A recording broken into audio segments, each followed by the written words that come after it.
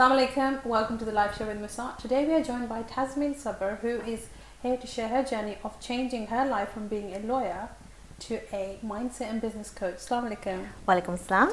Thank you so much for coming all the way. Thank you for having me. It's great to be here. It's a pleasure. So tell me, right, so from a very high classy job, Yeah. you've decided to be a life coach. Well, mindset coach, business coach. What was the change? So I think the change was really, I know you say about the classy job, but it was really about creating my own life the way I wanted to create it. So initially I started as a lawyer, then moved into legal recruitment. It was very much a corporate focus, and it was that whole 9 to 5, which in reality was more like 8 till 6, a little bit later, 7:30. And I just felt like I was on a conveyor belt, a bit of an automaton really, and doing all this thing and not really having control of my own life and making money for other people. And what I wanted to do was just have that control back in my own life. So that was one factor. This working as a coach, I can set my own hours. Working as an entrepreneur, I can do life the way I want to do it. I've got that time freedom to set my schedule however I want. Obviously sometimes I do work longer hours and sometimes I can work shorter hours, but it's also about helping others to create the life that they want to have for themselves as well. So it's a bit of twofold really. Once I got into learning about coaching and learning about goal setting and having that life that you want that works for you, I knew that I had to make it a reality for myself as well. But wasn't the comfort because I know lawyers get good money. Yeah. Wasn't like when thinking, I'm just making enough money, I can do what I want, I can go where I want. Why the change? Wasn't it hard for you to build that up again from scratch? Because it's like going from a good salary to a new one, because you have to build your reputation up as a coach, don't you? Definitely, absolutely. It is you are starting from scratch from a profession where you're more established. Yeah. So for example, my journey, I started initially as a lawyer, then moved into legal recruitment. My first business was a legal recruitment business, so I was known in that field. So I didn't really have to do too many introductions to new people because I was already known. I had clients that I'd worked with for a long time and I could go to them. When I started as a coach, I didn't know anybody. But that was, I knew that, so I was happy with that. I was comfortable with that. I was more intent on getting my life back, and whilst the money was great, and I did earn good money, it's not always about the money. So it's about feeling like you're in control of your life and not being on the path of somebody that somebody else wants you to be on. So, and plus I'd also got very much in my comfort zone as well, so I wasn't really growing in the way I wanted to in terms of a person. I wasn't really having that personal growth, and that's one of You're like plateau. Yeah, definitely, I'd absolutely plateaued. Personal growth is one of my main values. I always love learning and developing as a person, and I didn't feel that I was getting that anymore. I felt like I plateaued. I felt like comfort zone. I wasn't doing anything different. Every single day was the same thing. So and I think that happens when you've been doing something for quite a long time. It just does get very much like, I'm just doing the same thing over and over again, Groundhog Day. Yeah. So I think it does get like that. And not only that, I felt that if I wanted to choose to do something different, I didn't know if I had the ability to do it anymore, because I was so entrenched in that comfort zone, just doing that same thing over and over again. So it was about challenging myself as well, and showing that I could do something different. Yeah. And also that personal development journey that entrepreneurship really is. There's no bigger personal development journey than starting your own business. And I wanted to be able to push myself and throw myself out of the comfort zone, and also not to have any regrets, because I didn't want to. Coming back to that, sorry, I'm stopping you. You mentioned, is this because I know a bit about your story, so did you, when it comes to jumping out of the comfort zone and not being plateaued, did this come from the initial start, from how you had to get into the legal system, to from a woman who's coming from a conservative family who's not allowed to get a job? I think that in itself is pushing yourself out of your comfort zone. Yes, that was. So I think did you enjoy that adrenaline? I enjoyed that. I absolutely loved that. And that was you know, even when I was at university, that was always my thing. You know, the books I was reading at that point, I was always into the self-help genre. And I remember that I read, I don't know if you'll know Fiona Harrold's book, Be Your Own Life Coach. I was reading that at university alongside my legal book. So I was always into this. I was always looking at better ways to do things, be your best self, live your best life, you know, improve yourself every day. So I was always into that.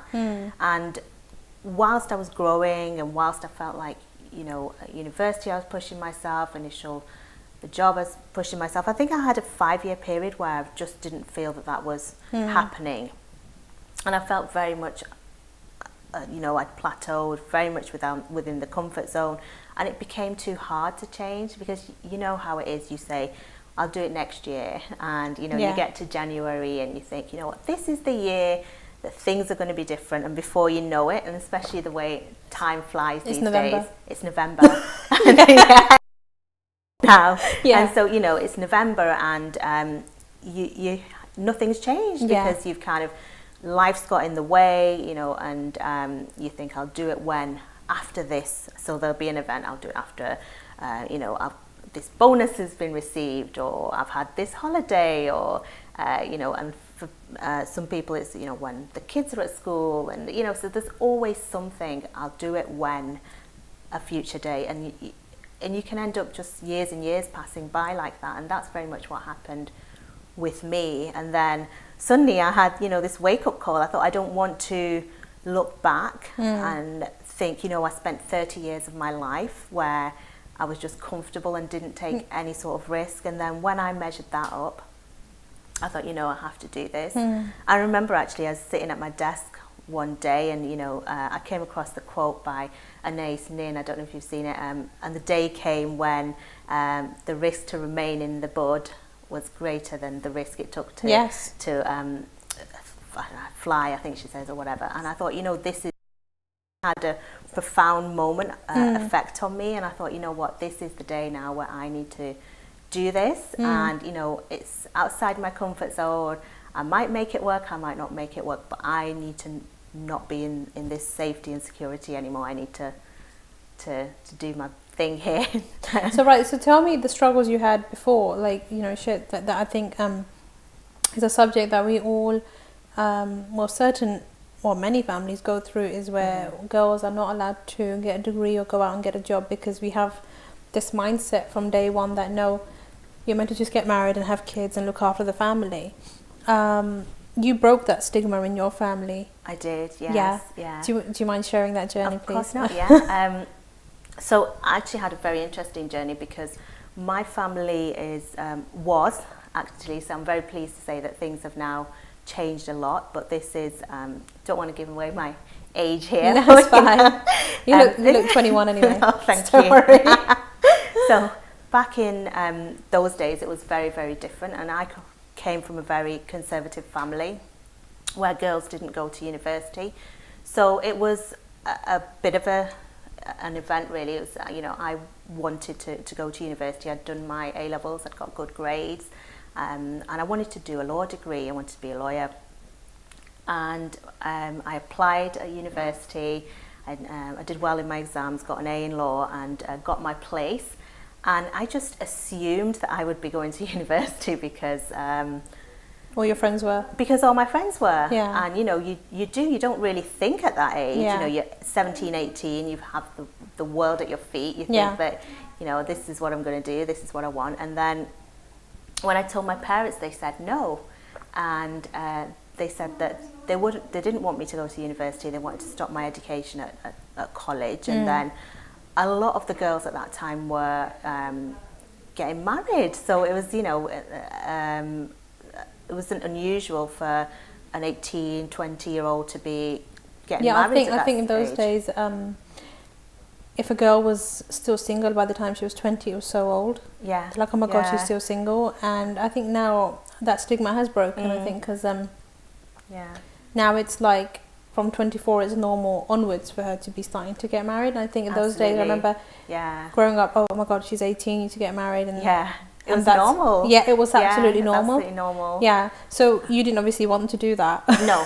Well, they didn't mention marriage at that Yeah. stage, but they said that university, they didn't want me to go there, and it was very vague, the reasons. It was, you know, there wasn't really any reasons given. I think It it's was just stories that they hear that Yeah. girls run away when they meet boys or whatever, Yeah. and then they obviously it's like a protecting thing. It's not It is. nothing against your own abilities. I think it's No. just a protective net they're trying to put over. Okay, our daughters would be safe if they don't go to university. Absolutely, yeah. And I You think know. that that's, you know, Asian parents they're absolutely wonderful, but sometimes they are a bit overprotective. Yeah. It is their nature, I think. Yeah. And so they said no. And I obviously had this place, so I was absolutely devastated. I didn't really want to accept no for an answer, and I thought it was a phase for them, to be honest. I thought they'd pass it by. I thought, you know, they'll get over it. So I started persuading them, and then after a while, I realised that no, they're actually serious. This is not a phase, and I contacted the university and deferred the place because it's going to take me a little while here. I need to For do the convincing. This is a bit harder work than Yeah. I first thought. So I deferred it for a year, and I sort of carried on persuading them during that time. And in the meantime, I got a job locally. So I live in a small northern town. So I was able to get a job with a law firm during that time. And it was great. I loved that job, and I loved the people, and they were really encouraging to me. You know, they said that the work that I was doing was really good, and that I should really consider going to university and applying, and they knew my background. And I didn't tell them that I couldn't because of my family, because I felt a bit embarrassed by it, and you know, I didn't really want to sort of say that. It was just not something that I wanted to admit to. So I carried on working, and then it took me a couple of years to persuade my parents. I didn't give up. Because I knew I really, really wanted to do it, and I really wanted, as I said, you know, the whole education, the whole personal growth thing, it was really big for me. It's been a real factor, a value of mine. So I didn't stop at that, and then after a couple of years, there's a family relative who I spoke to, and him to talk to my dad. He's slightly older. And he's passed away now, but, you know, he had that conversation with my dad and said, you know, look, your daughter's obviously, she's very intelligent and she's got good grades and everything, and you should really reconsider. Yeah. And I think after that, and obviously my hounding as well of my dad, then they relented. And then the only condition was that you can't go somewhere too far, so I applied for a university quite locally, and that was how I ended up to going to university. Yeah, so it wasn't a straightforward thing, you know, where nowadays you know, you can just apply and you see where you're going. But thankfully now, you know, a lot of the girls in the family do go to university, and there's none. So will you say you're the first one to be making the step?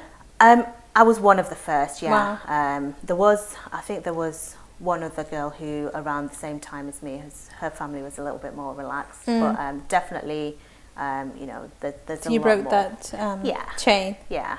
Okay, Or so I now contributed to it, yeah. so now all the other girls are going to look up to you and say, yeah, if Tasmin's done it, we can go university, why not? Yeah, exactly. I don't even know if they sort of particularly know, but I know that I obviously see them, and I see that it's a lot easier, and you know, that makes me happy because I know that maybe on some level, yes, and although I not didn't some see level, it, not on a big level, I'm sure you did make it.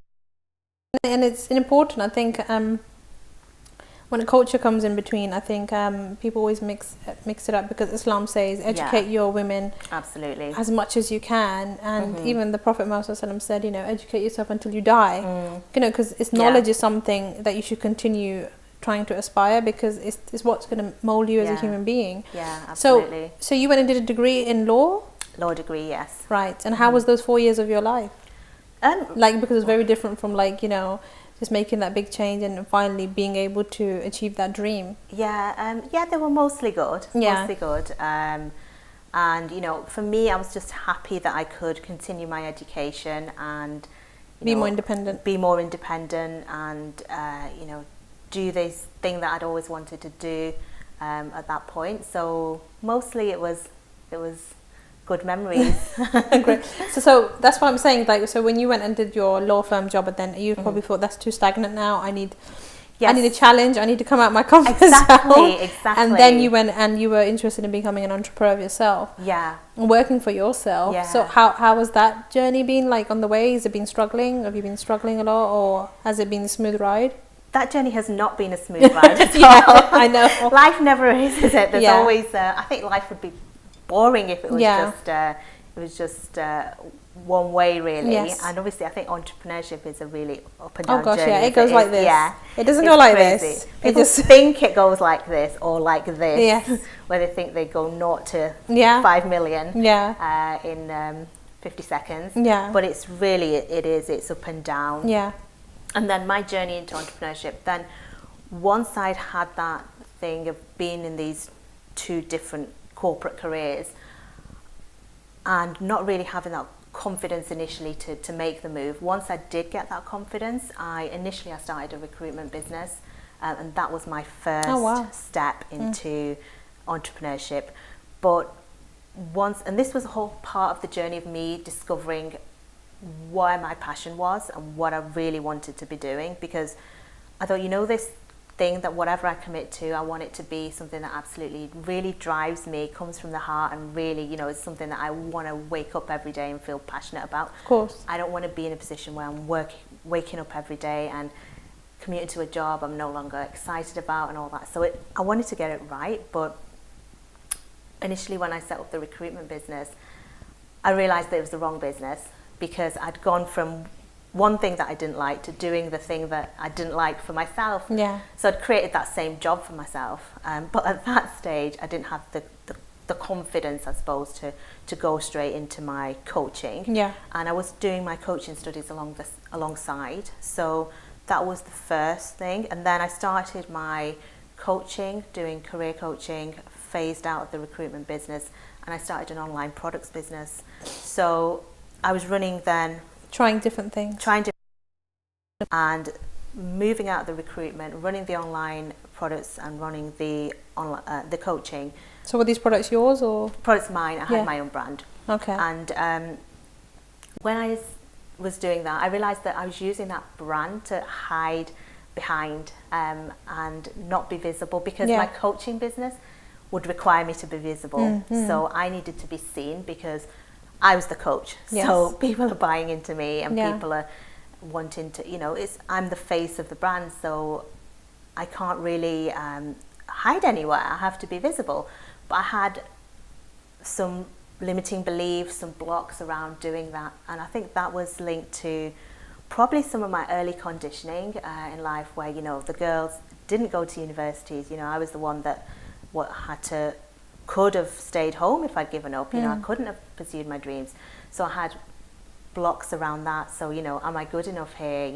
Do I have what it takes? Do I have a place in here? In this world of, there's a lot of coaches out there who are very confident, who, very sort of, they're very visible. They're all over the place, and it's very sort of, it requires a lot from you. So I had a lot of blocks around that as well that came up. So it was anything. I think all Asian women have that block.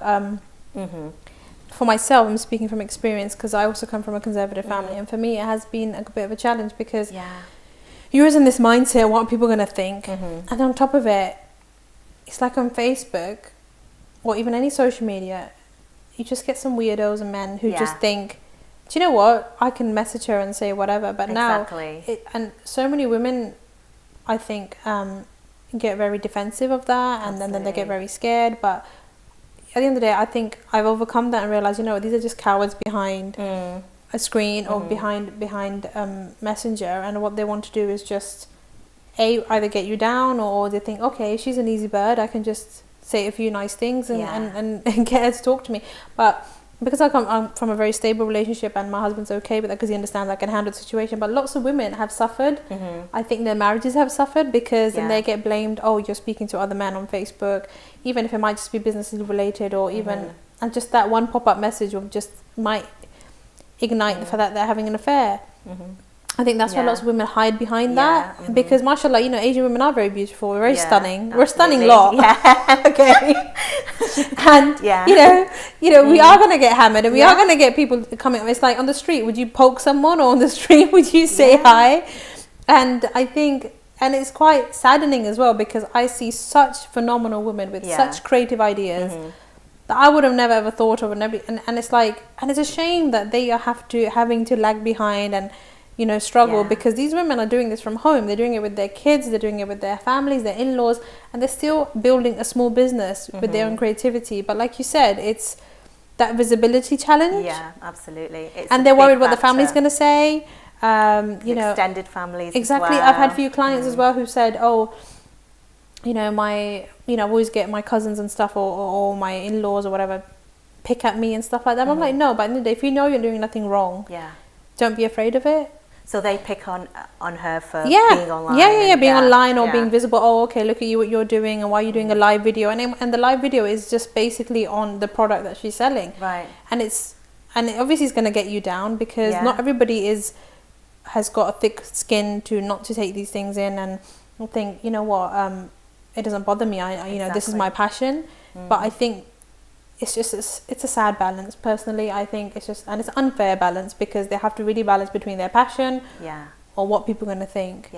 But as well, and like you said it about the point about Islam and education. You know, Islam totally encourages that, but you know, we have prominent Muslim women who were working closely alongside the Prophet, who were, you know, entrepreneurs, and you know, so Khadija was a businesswoman. She was an entrepreneur.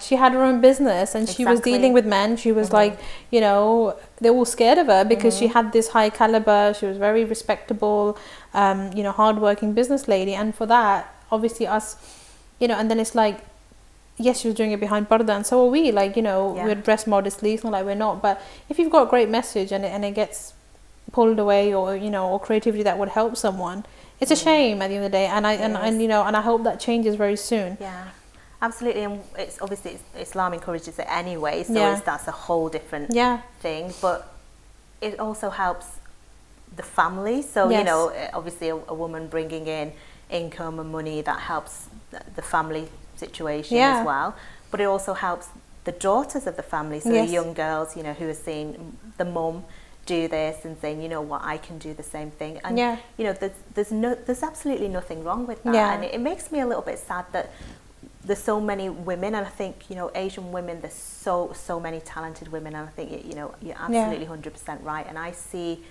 so many women who have such talent, who have such a message to share, who do hold themselves back because they are worried what other people will think. The fear of being judged, the fear of, you know, what will the community say about me, and that will literally stop them in their tracks, and it's such a shame. And that's part of the reason why I think it's important for you and important for me to stand up and say, and you know what, this ladies, message. Absolutely, it's absolutely fine. You know, because I don't know if you saw that video, but I did one live once, and I got so many weirdos like messaging or whatever, and then I made a live video of having a big tantrum, saying, I don't need you telling me that I'm beautiful. It's not gonna, you know, you know, and I was just like having a massive go that, you know, because of you guys, you're wrecking lives, you're wrecking families, and that's a big sin in Islam. Just don't do it. And since then, like, you know, it's like a proper rant I had, right? And then since then, none of them has bothered to message me. Good. So I think I've scared them off. Because I know lots of women, like you said, they have to keep their Facebook profile on private. If you're going to keep it on private, how can you reach to a bigger audience for your product? It's just it's such a struggle. It's like, you know, what, manually you can't even speak to people. You don't know how people are going to react. So, you know, it's just annoying. It's just like, I just pray that this thing changes, and you know, men become more sensible. And I know it's unfair on those men who do not think like that, because there are respectable brothers out there. A lot of, and I have a massive handful of those on my Facebook. Like, they're very professional. They, you know, they call you sister, they treat you like a sister, and if you was to message them or ask them for help, it'll be very direct to the point of an Islamic way. Like, they will only deal with the issue and they wouldn't talk further.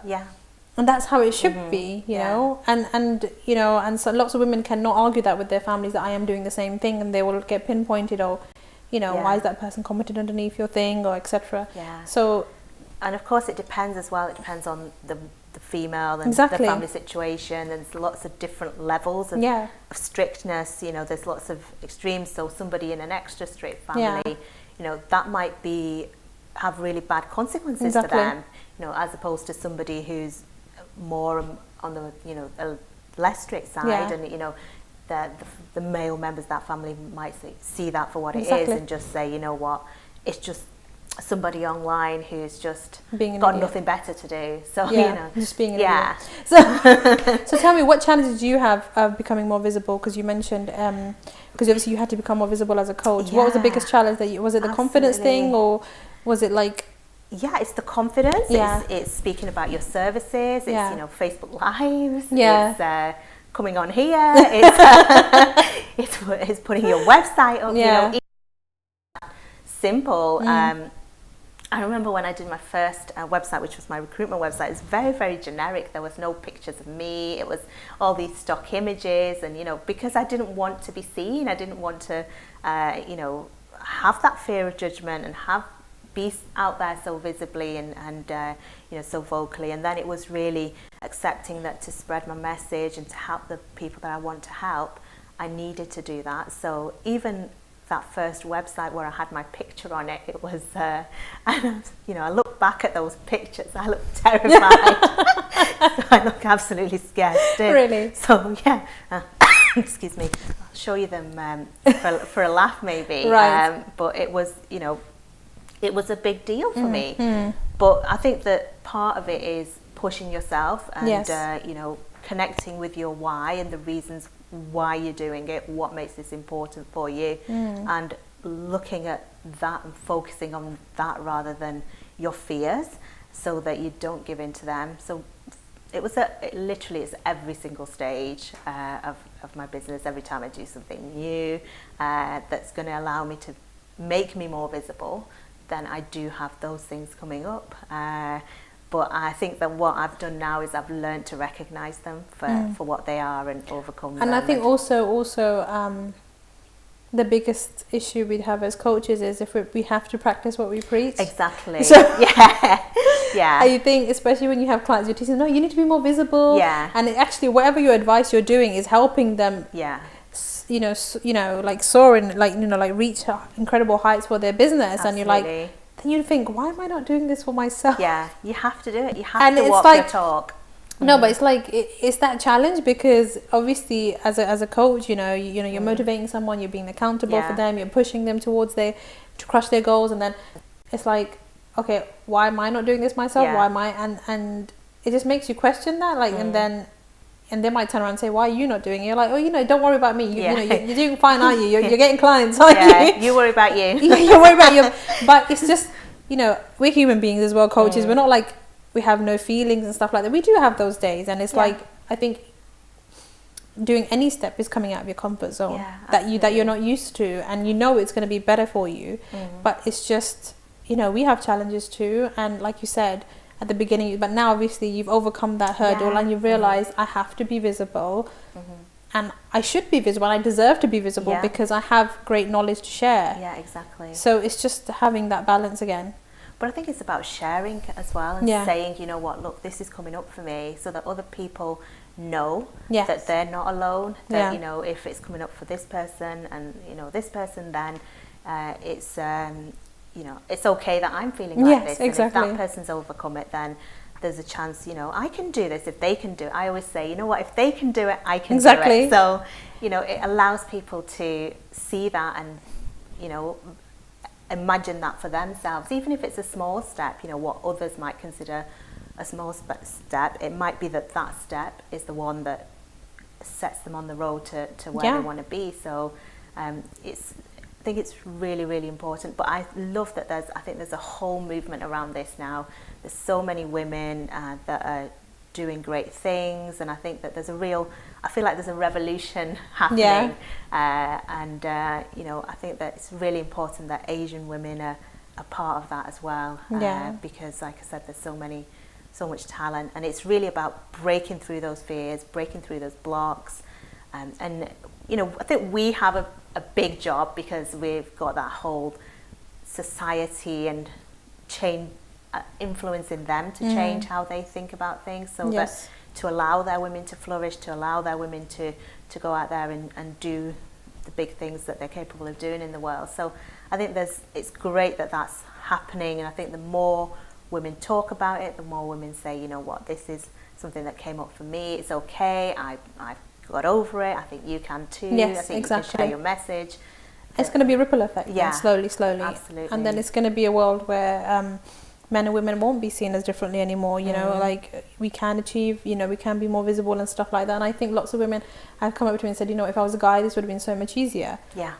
And it's quite unfair to hear that, because you know, everybody's got their own talent, you know, and everybody has their own abilities.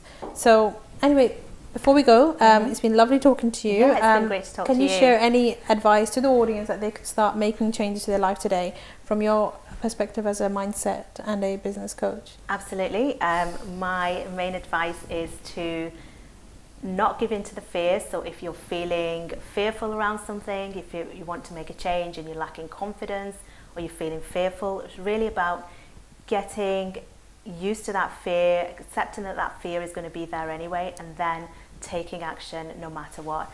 And don't be afraid to reach out for help as well, because there is plenty of help out there and you don't have to go it alone. So just be relentless in the pursuit of your dreams. Thank you so much. I hope you've enjoyed Tasmin's journey, and for all those empowering women out there, you know, Tasmin is a very great example that if she could have done all those, pushing all those boundaries and becoming who she is today, why can't you? You know, don't let anybody or anyone come in the way of making, you know, stopping you of pursuing your creativity, pursuing your passion, because you're all here for a reason. So until next time, thank you for watching the live show with Musart.